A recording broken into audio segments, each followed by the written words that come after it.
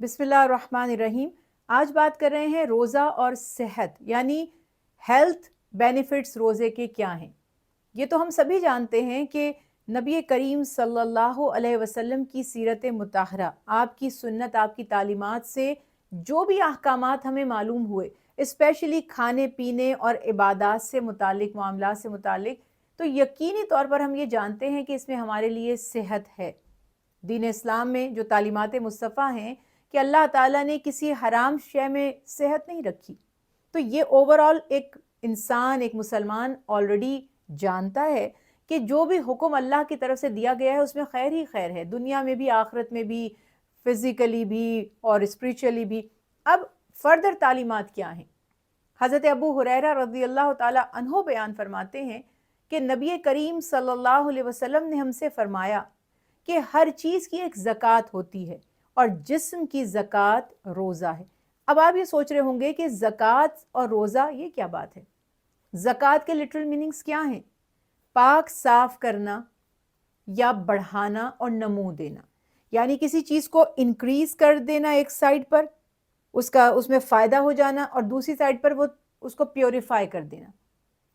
تو اگر میں اس کو روزے سے لنک کروں تو روزہ صرف گناہوں کو نہیں مٹاتا، صرف گناہوں سے ہمیں پاک نہیں کرتا، بلکہ ہماری باڈی کے جو زہریلے مادے ہیں، ٹاکسکس ہیں، وہ سب بھی ختم ہو جاتے ہیں۔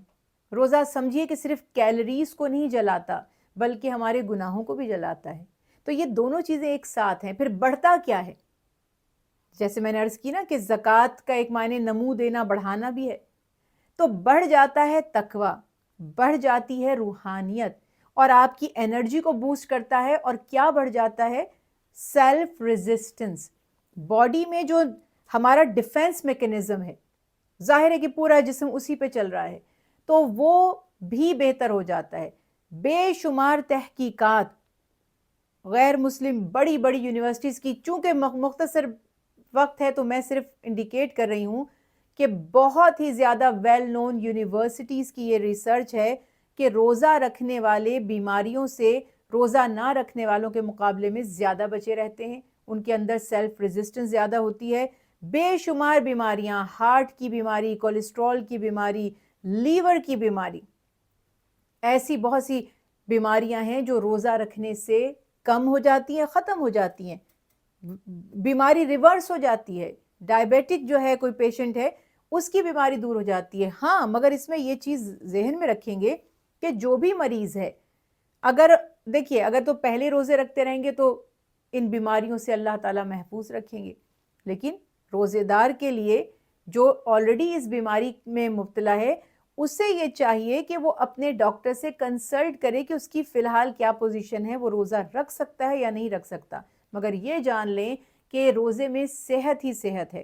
بہت سی بیماریاں ہمیں اوور ایٹنگ کی وجہ سے لگتی ہیں، بہت سے امراض جو ہیں وہ بد پرہیزی کی وجہ سے ہوتے ہیں، تو روزہ دار ان چیزوں سے بچا رہتا ہے۔ یہی وجہ تھی کہ رسول اللہ صلی اللہ علیہ وسلم نہ صرف ماہ رمضان میں بلکہ تمام عمر آپ صلی اللہ علیہ وسلم نے پیر اور جمعرات کا روزہ رکھا۔ آج سائنٹسٹ یہ کہتے ہیں کہ ہفتے میں 2 دن روزہ رکھنا انسانی جسم کے لیے بے حد فائدے کا باعث ہے۔ آج ہر طرف انٹرمیٹنٹ فاسٹنگ کی بات ہو رہی ہے، لوگ ویٹ ریڈیوس کرنے کے لیے، ویٹ لوز کرنے کے لیے روزے رکھ رہے ہیں۔ ہمارے دین نے تو آلریڈی ہمیں ایک ہیلدی کمپلیٹ جو ہے ہیلتھ پلان دیا ہے۔ تو خیال ہمیں یہ رکھنا ہے کہ یہ فائدہ آپ کو تبھی حاصل ہوگا جب سحری اور افطار میں سمپل فوڈ کھائیں، اور کوشش کریں کہ رسول اللہ صلی اللہ علیہ وسلم کی تعلیمات کے مطابق ہیلدی اور سمپل ہماری خوراک ہونی چاہیے۔ ہم جس طرح سے روزے میں بہت زیادہ کیلریز والی انہیلدی چیزیں کھا لیتے ہیں اور پھر ہم کہتے ہیں کہ ہمارا تو ویٹ بڑھ گیا بجائے کم ہونے کے، تو دین اسلام نے سادگی کا بھی درس دیا، اور اس سادگی میں صحت بھی ہے، اس سادگی میں سنت کی پیروی بھی ہے، اور اس سادگی میں آپ کا بجٹ بھی اللہ تعالیٰ کی طرف سے ظاہر ہے کہ جو ایک انسان کو شعور دیا گیا ہے کہ اس میں آپ کی بچت بھی ہے۔ اللہ تعالیٰ ہمیں سادگی کے ساتھ بھرپور طریقے سے سنت مبارکہ کے مطابق روزے رکھنے کی توفیق عطا فرمائیں، اور اس روزے کو ہمارے بیماروں کے لیے بھی اور ہم سب کے لیے بھی صحت کے حصول کا ذریعہ بنائیں۔ آمین۔